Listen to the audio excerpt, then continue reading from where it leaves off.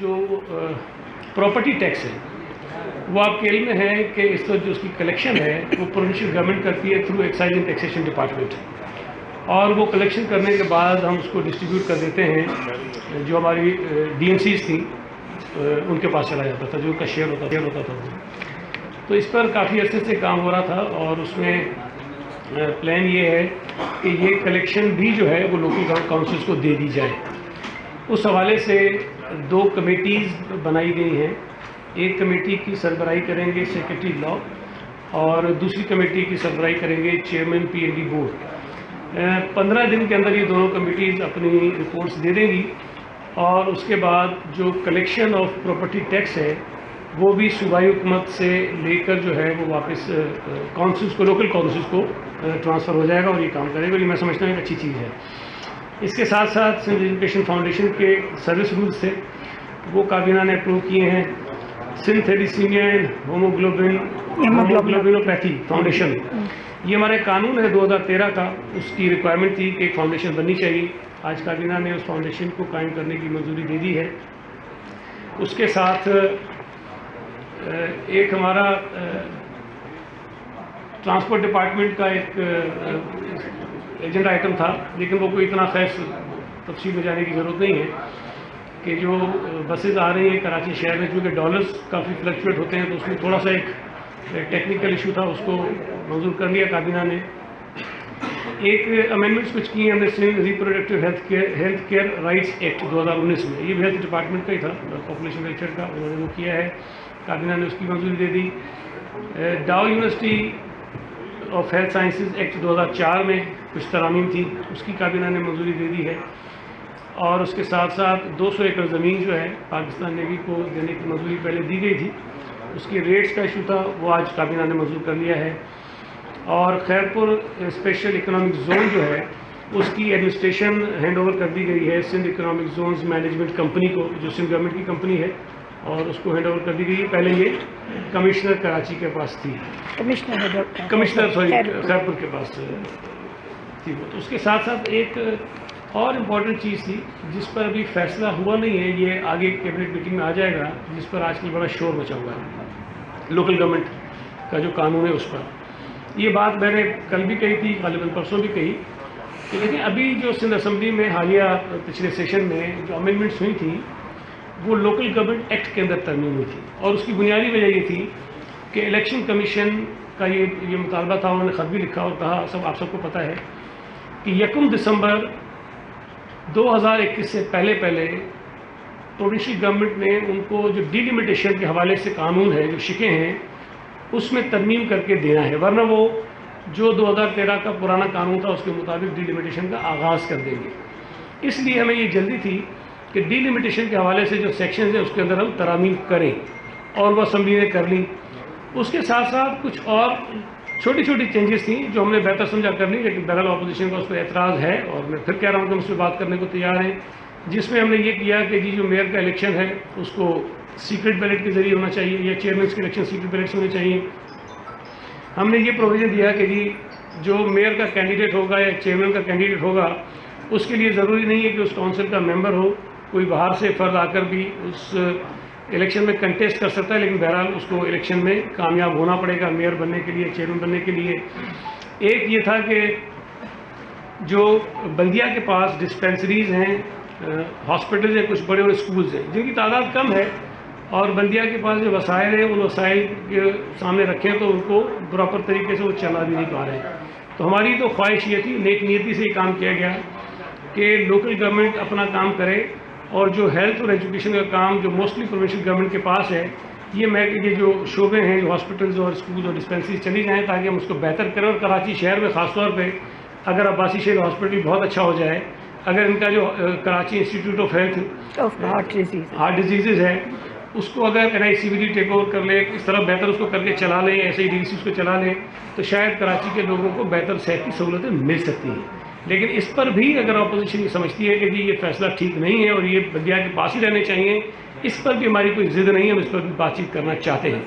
जो अहम बात थी वो ये है, हमने ये बात पहले कही है कि अगर आप ये कहते हैं कि जी लोकल गवर्नमेंट के जो इलेक्टेड रिप्रेजेंटेटिव्स हैं उनके पास इख्तियारात होने चाहिए, उनका रोल वाटर बोर्ड में होना चाहिए, उनका role solid waste management board में होना चाहिए, उनका रोल बिल्डिंग कंट्रोल अथॉरिटी में होना चाहिए और इस किस्म के जो इदारे हैं उनमें होना चाहिए, तो उसके लिए हमें तरमीम करनी पड़ेगी उन इदारों के जो कानून एक्ट है उसके अंदर। ये बात आप सबको पता है कि वाटर बोर्ड का अलग एक्ट है, बिल्डिंग कंट्रोल अथॉरिटी का अलग कानून है, सॉलिड वेस्ट मैनेजमेंट का अलग कानून है। हम लोकल गवर्नमेंट एक्ट के अंदर तरमीम करके उन कवानीन को जो है वो बाईपास नहीं कर सकते हैं। अगर हमें वाटर बोर्ड में मेयर का कोई रोल रखना है, टाउन चेयरमैन का कोई रोल रखना है, तो हमें वाटर बोर्ड के एक्ट में तरमीम करनी है। अगर सॉलिड वेस्ट मैनेजमेंट बोर्ड में कोई रखना है रोल, तो हमें उसके कानून में तरमीम करनी है। और सिमिलरली अगर बिल्डिंग कंट्रोल में कोई रखना है तो हमें उसके कानून में तरमीम करनी है। तो उन तमाम कवानीन के हवाले से इस पर बात हुई और अगली कैबिनेट की जो मीटिंग होगी उसके अंदर मज़ीद तफसील के साथ इस पर बात होगी और कोई फैसले होंगे। ये बात बताना इसलिए ज़रूरी है कि सिंध हुकूमत नेक नीयती से चाहती है कि लोकल गवर्नमेंट के जो मुंतखब नुमाइंदे हैं उनको मज़ीद एम्पावर किया जाए, उनको इख्तियार दिए जाएँ ताकि वो बेहतर अंदाज से लोगों की खिदमत कर सकें। एक आपके इल्म में है कि एक ऑर्डिनेंस जो है for the regularisation of the, ये जो आजकल चल रही हैं इशूज़, जो बिल्डिंग्स हैं या जिन ज़मीनों पे सरकारी ज़मीनों पे मकानात बने हुए हैं उनको रेगुलाइज करने के लिए कमीशन कायम करने, कानून के ज़रिए कमीशन बनाने की बात की गई है, जो गवर्नर साहब को भेज दिया गया है कि जी इसकी रेगुलाइजेशन किस तरह से होनी चाहिए। तो मैं ये समझता हूँ एक सेकेंड, आपने जिस ऑर्डिनेंस का जिक्र किया जा रहा है, कुछ एस्टिमेट गवर्नमेंट ने किया है कि कितने अरबों रुपए की सरकारी जमीन या कितनी एकड़ सरकारी जमीन होगी जिस पर इस वक्त जो गैर कानूनी तौर पर लोगों ने जगहें बना दी हैं, उसकी मालियत क्या होगी? क्या सिर्फ इस तरह रेगुलराइजेशन के लिए हमने एक तरीकेकार से उनको रेगुलेट करने के लिए कोई जुर्माना भी आयद करेंगे, या सिर्फ और सिर्फ उनको रेगुलेट किया जाएगा? देखिए, अभी ये फैसला बड़ा कबल वक्त होगा मेरे लिए भी या कैबिनेट के लिए भी। एक कमीशन बनाया जा रहा है, ये फैसला वो कमीशन करेगा कि लोग उससे रुजू करेंगे कि जी मैं इस इमारत में, इस घर में, इस ज़मीन पर रहता हूँ और जो भी तरीक़ेकार वो सारे अपने PTOs बनाएंगे, सब कुछ करेंगे। जैसे ही गवर्नर साहब अगर इस ऑर्डिनेंस की मंजूरी दे देते हैं तो फ़ौरन ये फिर कानून की सूरत में आ जाएगा। उसके बाद ये कमीशन कॉन्स्टिट्यूट हो जाएगा, वो फिर अपना काम शुरू करेगा। तो ये अभी बैठ के हमने नहीं तय किया कि जी कौन सी बिल्डिंग इसमें आएगी, कौन सी नहीं आएगी। लोग खुद रुजू करेंगे, कमीशन से दरख्वास्त देंगे, फिर उस दरख्वास्त की रोशनी में कमीशन फैसला करेगा कि इनके साथ क्या करना है। एक सेकंड, एक गवर्नर की आपने बात की है, उस गवर्नर का कल ARY पर एक प्रोग्राम में उसने कहा उसके पास शायद ऑर्डिनेंस गया है या नहीं, उसने ऑर्डिनेंस को पहले से मुस्तरद कर दिया। ये कौन सा गवर्नर है जिसने ऑर्डिनेंस देखा नहीं है और मुस्तरद पहले कर दिया है? देखिए, मैं गवर्नर साहब में आईनी ओहदे पे फायज हैं, तो मैं कोशिश करूंगा कि तमीज़ के दायरे में रह के बात करूं ताकि कोई ऐसी बात ना हो जिससे उस ओहदे का जो है कुछ तकद्दुस पामाल हो जाए। पंजाब हुकूमत ने एक ऑर्डिनेंस जारी किया है जिसमें उन्होंने ये कहा है कि जो 6000 से ज़ायद, उन्होंने इसमें तादाद भी तकरीबन 6000 से ज़ायद इर्रेगुलर सोसाइटीज़ हैं जिनकी रेगुलराइजेशन के लिए कमीशन बना दिया गया है। अब PTI के लिए पंजाब में अगर ये हलाल है तो सूबा सिंध में ये हराम कैसे हो सकता है? इस्लामाबाद में 1 कॉन्स्टिट्यूशन एवेन्यू जिसमें हमारे वज़ीर आज़म साहब का भी फ्लैट था, उसको सुप्रीम कोर्ट ने रेगुलाइज किया, 18 अरब रुपए जुर्माना किया। बनी गाला जो पाकिस्तान के शायद ही कोई पाकिस्तानी ऐसा हो 22 करोड़ में जो इतने बड़े घर में रहता हो, शायद इमरान खान वाहिद आदमी भी इतने बड़े घर में रहते हैं, वो वायलेशन में बना था, इलीगल था। उसका 22 लाख रुपए जुर्माना भरा वज़ीर आज़म ने और उसके बाद उन्होंने उसको रेगुलाइज करा लिया।